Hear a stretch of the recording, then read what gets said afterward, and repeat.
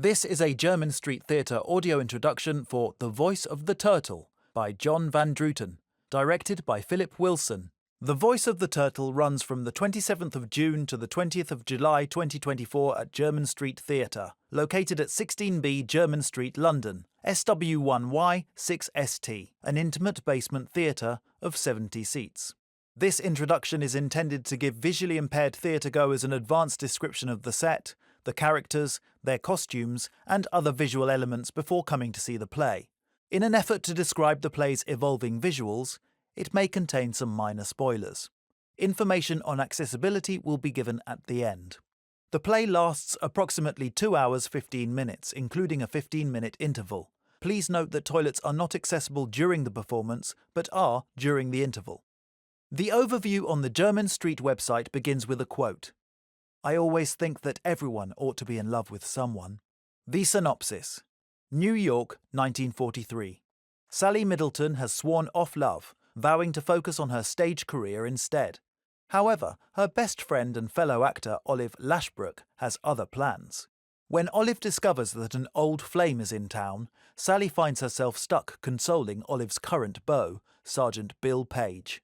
Trapped in Sally's apartment to escape the rain with only cocktails for company, what will happen when two people bruised by love are thrown together for a weekend? This heartwarming comedy by John Van Druten, best known for I Am a Camera, which formed the basis of the book for Cabaret, originally ran for 1,557 performances, making it one of the longest-running plays in Broadway history. This witty, wise and romantic play returns to the West End for the first time since it played at the Piccadilly Theatre in 1947. Directed by Philip Wilson, who returns to Jermyn Street Theatre after the success of The Oyster Problem, it follows on from JST's acclaimed revival of Van Druten's Flowers of the Forest in 2014. The set, space and visual elements. The scene throughout The Voice of the Turtle is the small New York apartment of Sally Middleton. The set comprises the entire apartment with the exception of the bathroom. The bedroom, with double bed, is to your left, the living room is centre, and the kitchen is to your right. The play is set in wartime America, and the furnishings and props serve to immerse you in that period. The stage/apartment is approximately 8 metres wide and 3 metres deep. The walls are painted a light shade of yellow, and there are 2 green doors in the back wall, one at either side. Upon the left wall, stage right, there are 2 tall, 2-pane windows, each with a roller blind that can be pulled down over it, and each displaying a view of a red brick New York apartment block standing on the other side of the street, complete with fire escape metal stairways snaking down the building's front. The quality and character of the light that shines above this building and through these windows into the room adapts according to the time of day.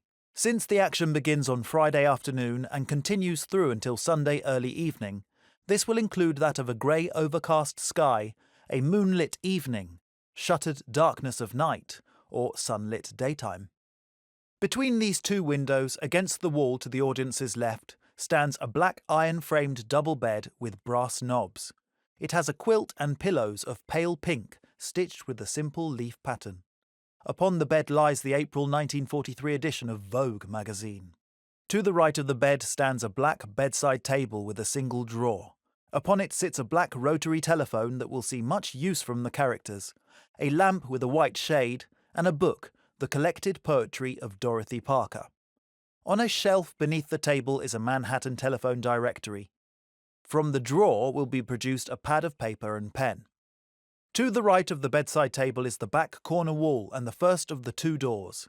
It is through this door that the characters will enter and exit the out-of-view bathroom. Beside the door, next along the back wall, is a bow-fronted polished redwood chest of 4 drawers, upon which sits a large valve radio, in moulded bakelite cabinet with vent-style speaker grill and large, glass-covered, yellow tuning scale.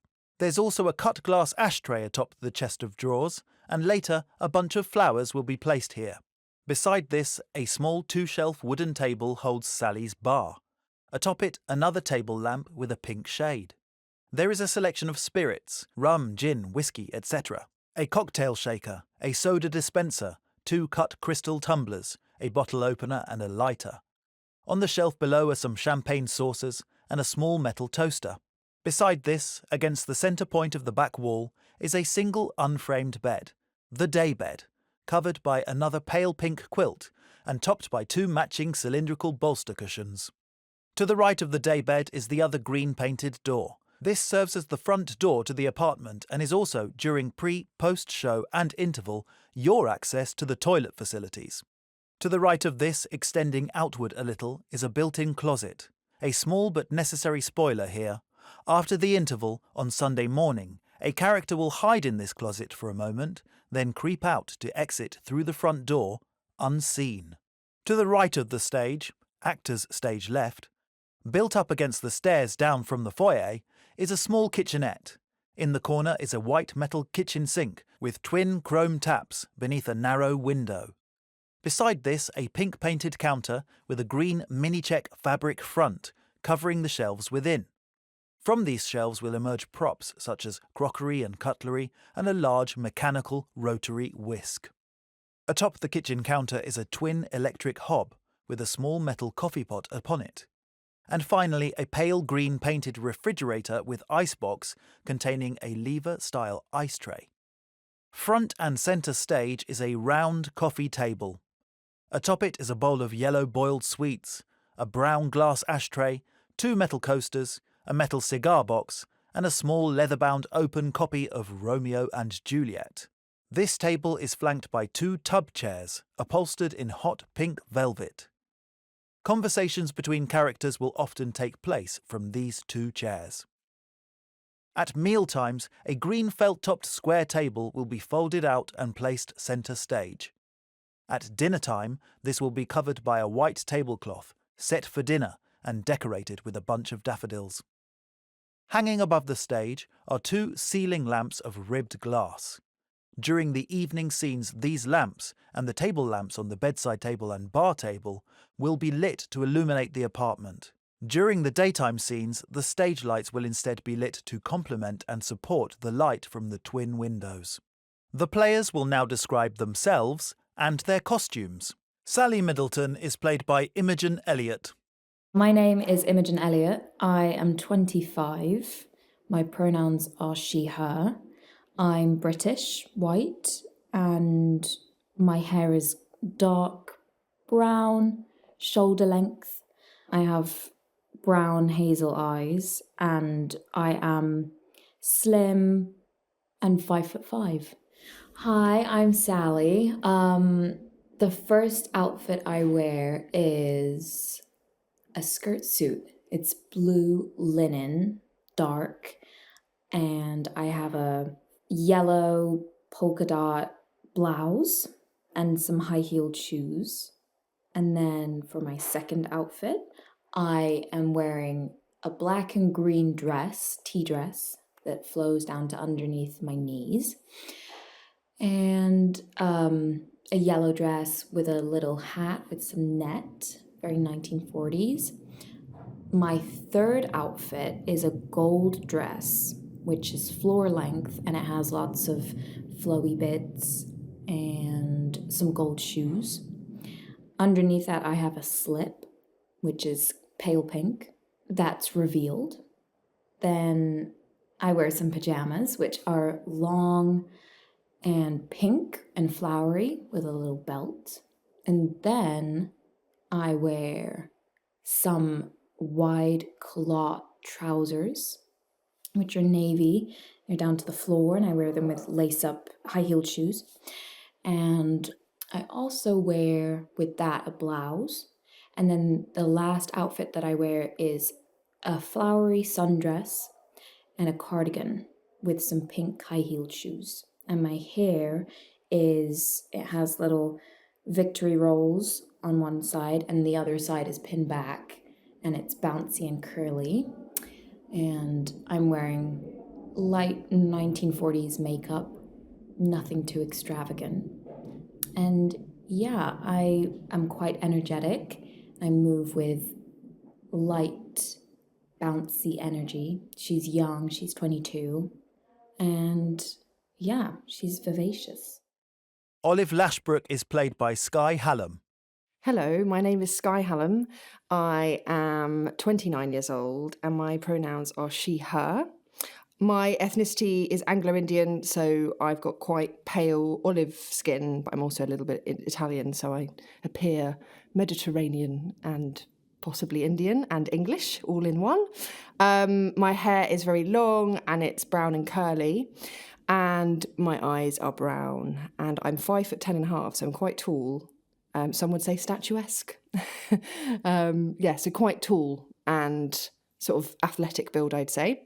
So then you're meeting Olive. So Olive is from New York, but she's an actress, so she has a voice that is theatrical, and it kind of goes from a standard American into sort of darling and sort of things that you might know from the transatlantic era of Lauren Bacall and people from the 1940s. My appearance is very, very wanting to be Rita Hayworth, sort of big curly hair. In my first scene, I have a red hat on with like a little veil across one side of my face, and I have lovely drop earrings with a kind of tiger's eye looking stone, and there's a little red stone. And I'm also wearing red nail varnish and a diamante big chunky ring on one hand and a little sort of blue stone ring on the other hand that's gold. Little gold watch with a sort of tortoiseshell brown leather strap. And my first outfit is a little two-piece suit. It's turquoisey, and it's got little red embellishments on it that match my red shoes that have like a lot of texture, and yeah, they're kind of leathery, but they're kind of maroony red. And with this two-piece suit, I'm wearing a kind of very feminine sheer white blouse, a lovely diamante and turquoise stoned necklace, and I have fake eyelashes on and red lips, and it's all about the 1940s sort of, va-va-voom is what we're going for. My characteristics and my whole kind of the way I come across is very theatrical, very full-bodied. I move my arms to the sort of widest point a lot, and when I sit down, I'm kind of splaying, but everything's neat, and I'm trying to be together all the time. My facial expressions are enormous because she's a funny woman and she's an expressive woman, so I kind of lots of big eyes and kind of, oh my God, and all of this sort of thing. I have a little bag in my first scene. I have a little brown leather bag that goes over my arm. I have little red sort of satin-looking gloves that I take off. And in the second scene, I'm wearing a black dress, and she's very diamante. So she's got like a diamante thing over one shoulder and a diamante thing over one hip. And I'm wearing black shoes with diamantes on them on the front with a little strap that's kind of sparkly. So high heels all the time. And I've got a little sort of evening bag for the second scene that's kind of a sequiny little black bag. And I have little sort of John Lennon glasses, which are rounded, very small, tortoiseshell brown. And I take those off to kind of give this effect of I'm hungover and I don't really want to be here. But I'm in a bad mood. And my hair is a lot curlier in the second scene because I don't have a hat on, and I have a little diamante. It's actually quite large. It's a big slide, very fancy diamante slide for the second scene. And big stoned earrings with sort of dark stone and diamantes for the second scene as well. But yeah, she's a lot. Bill Page is played by Nathan Ives Moiba. Hi, my name's Nathan Ives Moiba. I'm 34 years of age. I'm of mixed heritage. My dad is from Sierra Leone and my mum is English. I have dark black eyebrows. I have a shaved head. I have brown eyes. And my height is around 6'2", 6'3", and I have a slender, athletic build. Hi, so I'm William Page, and I have a pencil mustache. It's dark black, and it's of the time of the 1940s, and it's like a soldier's tash. I am a soldier serving in the American Army for World War II. I wear a dark olive soldier's uniform, dark black shoes, that have been polished and are shiny. I have a thick olive coat on top of my soldier's uniform that has a small black book inside of it that contains phone numbers.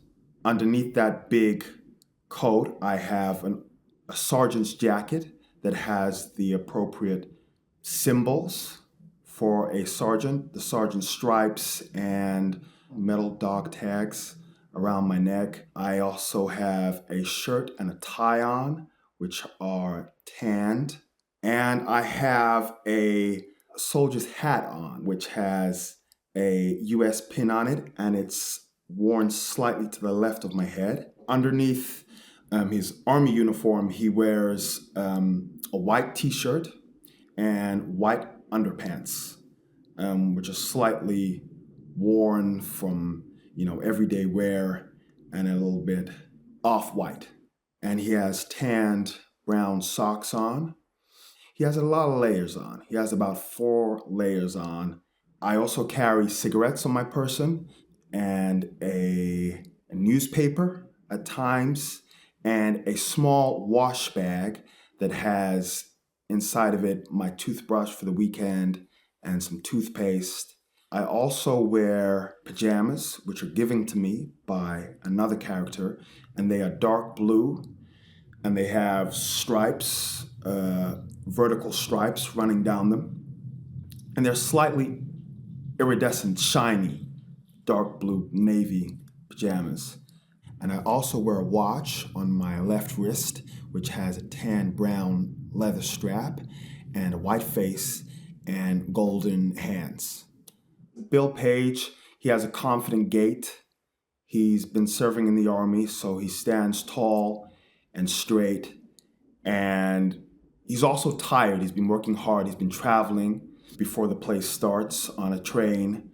And hasn't had much sleep. So he has also relaxed demeanor the minute he sits down. And when he smokes, he kind of relaxes. But when he's standing, he's upright and soldier-like. William Page enters with flowers at 2 points in the play. First of all, he enters in with daffodils, bright yellow daffodils, with green stems and green leaves wrapped in brown paper. And then he enters later on in the play with some more daffodils, which have orange centers and yellow exteriors and green stems and green leaves. And he also has tulips, pink, orangey tulips. And he also has tiny, I think they're called posies, green stems, white flowers, tiny little flowers that have a nice smell, sweet smell. Directions to the theatre. 16B Jermyn Street, London, SW1Y6ST, can be reached via a 2-minute walk from Piccadilly Circus Station on the Piccadilly and Bakerloo lines. Simply exit the station via exit 3, head momentarily south down Regent Street, St James's, then take the first right onto Jermyn Street. The theatre entrance is 140 foot away, next door to Papal's restaurant and opposite Tesco and Rowley's restaurant. From Green Park Station, it's a 9-minute walk. Turn right out of the Piccadilly South Side exit, walk down Piccadilly, past the Ritz Hotel, take the second right onto St James's Street and the first left onto Jermyn Street. The theatre is a third of a mile away at the other end of the road. Accessibility at the Jermyn Street Theatre. There is regrettably no wheelchair access. Jermyn Street Theatre is down a steep flight of steps in an old building, and despite best efforts, it has not proved possible to provide a lift or stair lift. Patrons with fold-up wheelchairs are often able to attend. The stairs descend straight from the entrance. After descending the first flight of steps, you enter a tiny corridor. The 70-seat theatre is to the right, down another short flight of steps. The box office and bar are located here to the left. If you're bringing your guide or assistance dog with you when you come, or require any other access assistance, please let the box office team help you. Call them on 020 7287 2875 and ask to speak to Penny Horner. A reminder that during the performance it is not possible to access the toilets. Before and after performance and during the interval, the toilets can be accessed via the doorway on the right of the stage, closest to the stairs. Turn immediately left into a corridor and the female, then gender-neutral easy access, then male toilets are located within. The Voice of the Turtle runs from the 27th of June to the 20th of July 2024, with showings Monday to Saturday 7:30 p.m. and Tuesday and Saturday at 3 p.m.